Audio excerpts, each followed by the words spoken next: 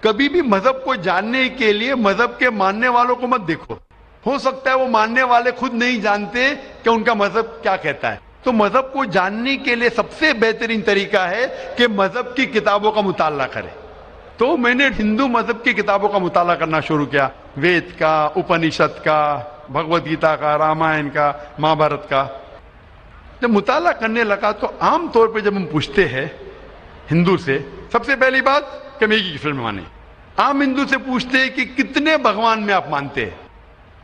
تو کچھ ہندو کہیں گے 3، کچھ کہیں گے 100، کچھ کہیں گے 1000، کچھ کہیں گے 33 کروڑ. لیکن اگر آپ ایک ودوان ہندو سے پوچھیں گے جو اپنے ہندو مذہب کا مطالعہ کر چکا ہے، مذہبی کتابوں کا مطالعہ کر چکا ہے، وید پڑھ چکا ہے، تو وہ کہیں گا کہ ہندوؤں کو صرف ایک خدا میں ماننا چاہیے. لیکن عام ہندو مانتا ہے فلسفی